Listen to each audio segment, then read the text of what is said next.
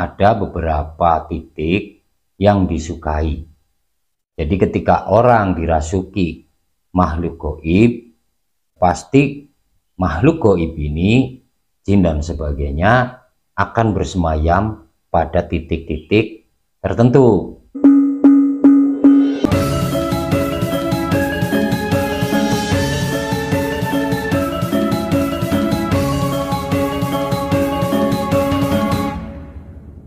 Apakah penyakit seseorang bisa diakibatkan oleh gangguan makhluk gaib? Mohon penjelasannya, Mbah. Bisa, Mbak. Dari sekian banyak orang yang mengalami sakit, sebagian besar itu diakibatkan karena ulah dari makhluk gaib, jin dan sebagainya. Seperti saya sampaikan tadi bahwa kurangnya kita mengingat Gusti Allah. Kita bekerja mati-matian, kita memikirkan rumah tangga kita memikirkan masa depan kita, hari esok yang lebih cerah, yang lebih baik. Akan tetapi nikmat hari ini yang kita dapatkan, kita lupakan. Ini yang kemudian menjadikan batin seseorang menjadi kosong. Kosongnya batin seseorang terjadi karena jauhnya seseorang dengan Tuhannya.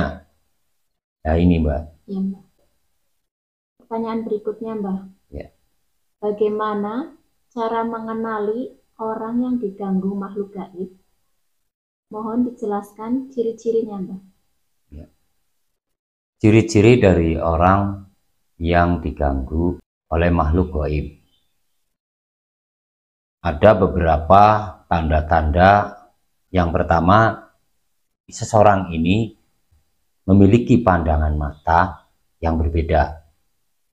Kadang cenderung aneh.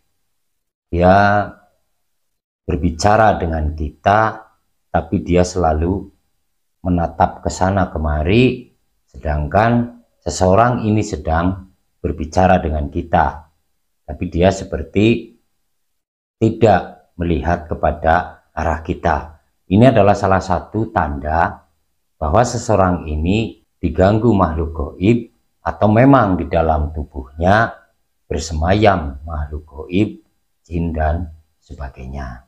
Dia juga akan malas pada hal-hal yang lain. Malas untuk bergaul, malas untuk bersilaturahmi, misalnya seseorang, keluarga, teman sakit.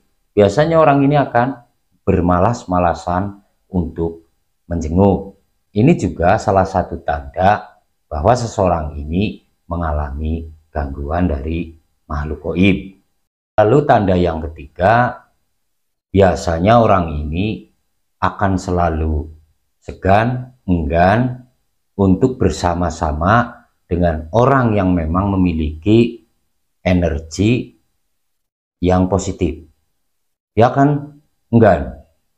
Jangankan untuk duduk berhadapan, kadang bertemu pun dia sudah seperti nggak nyaman. Biasanya juga orang-orang seperti ini akan menghindari tempat-tempat atau kediaman seseorang yang memang memiliki energi positif. Lalu yang keempat, orang yang diganggu makhluk gaib, dia akan berperilaku aneh. Kadang dia penuh kasih sayang, tapi terkadang juga dia menjadi pemarah. Ini salah satu keanehan orang yang diganggu oleh makhluk gaib. Tidak hanya itu saja, keanehan-keanehan yang dialami oleh orang-orang ini, biasanya dia akan berbicara sepertinya bukan dia. Kadang ada yang menceritakan masa lalu atau masa depan yang kadang banyak orang yang tidak memahami. Ini diakibatkan karena gaib yang ada di dalam tubuhnya itu berasal dari makhluk gaib purbakala. Biasanya dia akan menceritakan masa-masanya yang di saat ini ketika orang mendengar itu tidak nyambung, tidak akan paham dengan apa yang dia katakan. Lalu yang dirasakan orang yang diganggu makhluk gaib itu bagaimana, Mbak? Yang dirasakan oleh orang yang diganggu oleh makhluk gaib atau di dalam tubuhnya bersemayam makhluk gaib, biasanya orang ini akan memiliki emosi yang tidak terkendali.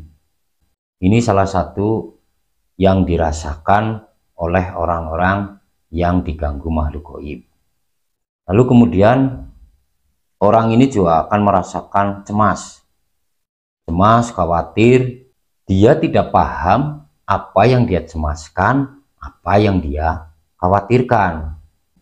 Biasanya akan memiliki kejiwaan yang rapuh, batin yang rapuh, mudah putus asa, mudah menangis, mudah mengeluh. Sementara orang yang mengalami ini tidak pernah mengerti penyebabnya. Dia akan merasakan ketakutan, seperti dia dibayang-bayangi oleh seseorang, sehingga dia akan merasa takut. Orang ini akan merasakan ketakutan yang luar biasa. Tidak hanya takut, tapi ketakutan yang luar biasa.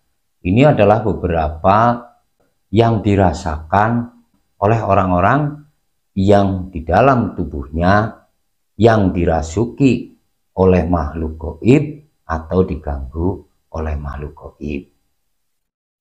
Untuk makhluk gaib itu sendiri yang bersemayam di tubuh manusia, itu biasanya berada di bagian mana atau di titik apa gitu, Mbak? Memang ada beberapa titik yang disukai. Jadi ketika orang dirasuki makhluk gaib, pasti makhluk gaib ini, jin dan sebagainya, akan bersemayam pada titik-titik tertentu. Tidak sembarangan. Biasanya makhluk gaib ini lebih senang kepada titik-titik yang tidak sering tersentuh. Makhluk gaib itu akan bersemayam di dalam organ-organ tubuh manusia, seperti di lambung, di jantung, di ginjal, dan sebagainya.